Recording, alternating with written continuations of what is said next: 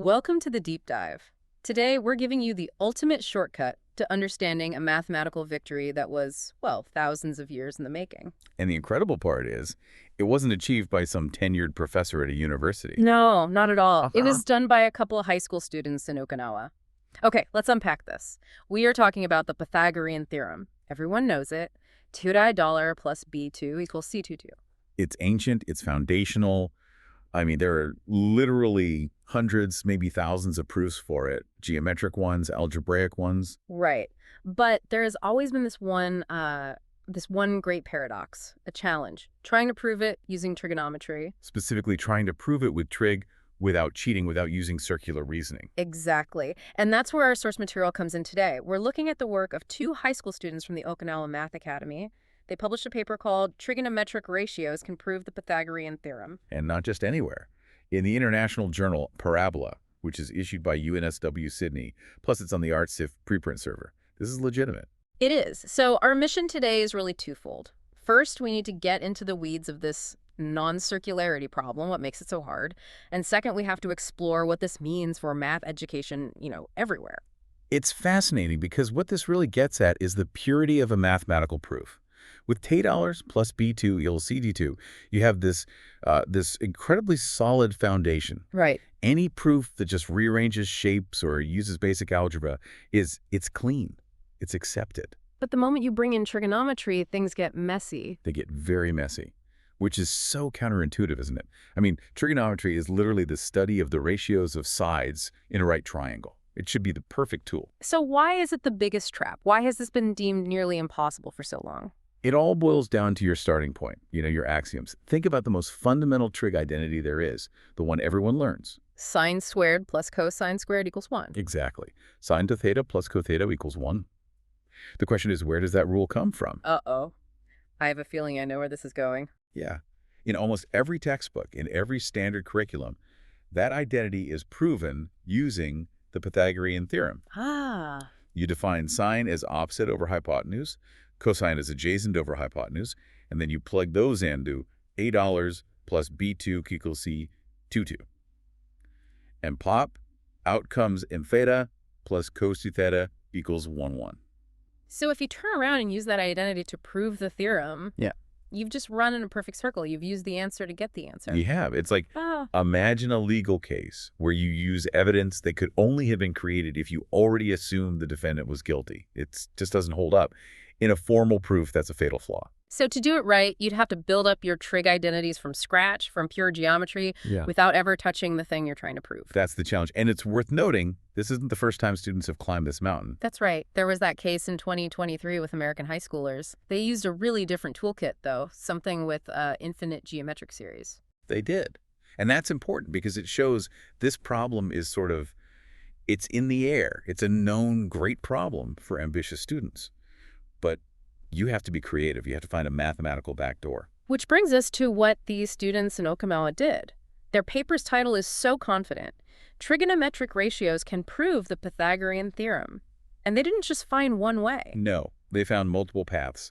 And that, to me, shows a much deeper understanding. It wasn't a fluke. It was a strategy.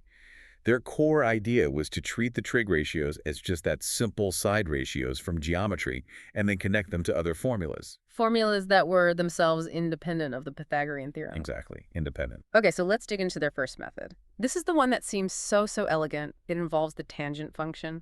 This is where they got really clever. They set up a specific geometric construction with an isosceles triangle and an angle they called $2 theta dollar. The whole proof hinges on one specific identity, the tangent double angle formula. Which is tan theta. Now, for everyone listening whose trig is a little rusty, why is that formula okay to use when sin theta plus cos theta is not? That is the perfect question. It's because the tangent double angle formula can be derived from the absolute basics, from the geometric definition of a tangent and the angle addition formulas, neither of which need $A plus B2 equals C22 to be true. They stand on their own. So it's clean. It's a clean tool. So what the students did was they took the side lengths from their triangle construction, their own A, B, and A tolers, and defined them in terms of tangents. And then they plug those ratios into that double angle formula. Right. And here's the magic. When you do the algebra, when you simplify everything, The equation just naturally collapses into $2 plus B2 equals C22. So the Pythagorean theorem wasn't the starting point. It was the output, the conclusion. Precisely. It was the result of applying a known, independent truth to their geometric setup. And that makes the proof non-circular. It's beautiful, really. They made it so that sin theta plus cos theta becomes a consequence of their work, not a premise. That's the intellectual leap. They didn't avoid trig. They were just incredibly careful about which tools from the toolbox they picked up. But they didn't stop there, which is also amazing. They developed a second proof. A completely different one, this time mixing geometry and trig using something called the angle bisector theorem. Right. This just shows their versatility. The angle bisector theorem is pure geometry. It's about the ratios you get when you slice an angle in half. So they apply that to a right triangle, which create a web of relationships between smaller, similar triangles. And from there, They just use the most basic definitions of sine and cosine as simple side ratios. And through a whole lot of careful algebra, again, they derive the Pythagorean equation. So just to sum up the technical side for you listening, these students stared down a problem most people thought was a dead end. And by meticulously selecting independent tools, like that tangent double angle formula, they built a rigorous, valid proof. Twice. An incredible achievement. Okay, so we've walked that mathematical tightrope. I know. The technical win is just undeniable, but the math is really only half the story here. We have to talk about the so what. What does this mean for a classroom, for a student, for a teacher? I think it's transformational. I mean, first, let's talk about getting published in Parabola. Yeah, how big a deal is that? It's a huge deal. Sure. This isn't a high school science fair. It's a respected, peer-reviewed international journal. For their work to get in, it had to be scrutinized by actual mathematicians. It had to have, and I'm quoting the journal's criteria here, mathematical originality and reader value. So it wasn't just good for a high school paper, it was just good, period. It was legitimate research. And think about the process it requires.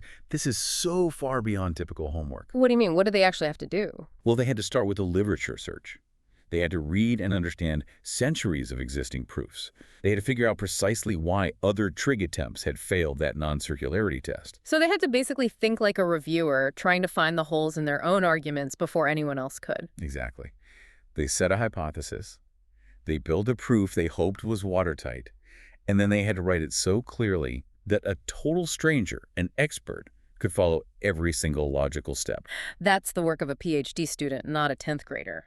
It nurtures a kind of creativity that, frankly, our test-driven education systems often struggle to foster. It really does. They weren't just solving for X. They were navigating the entire structure of mathematical axioms to forge a new path. And it highlights the power of these external learning environments. You mean like the Okinawa Math Academy they attended? The Juku or cram school? Right. These places can become incubators for this kind of thinking. They have the time and the focus to tackle these essential mathematical questions that a standard curriculum just has to gloss over. It's a massive case study for project-based learning, isn't it? It shows what's possible when you give students the room to conduct real, original research. And don't forget the global piece. By publishing internationally on ArcSIF, they're now part of the global academic conversation. That opens doors to things like the Math Olympiad, to international collaborations, doors that would have been completely invisible before. And what about the ripple effect at home, in Okinawa? Oh, it's powerful. It sends a message through the whole school system. Our students can produce world-class, original work. It completely resets expectations. An inspiring story all around. So what does this all mean for you, the listener? Well, the technical part is clear. They pulled off a non-circular proof using some very clever tools. But the real lesson here is about challenging the foundations of things. This whole story is a model for how real inquiry and research should work, even in high school. It really is. Think about it. If a couple of teenagers, just driven by curiosity, can publish research that upends a long-held assumption in geometry, what assumptions are you accepting in your own field? What fundamental truths are you relying on just because that's how they've always been taught?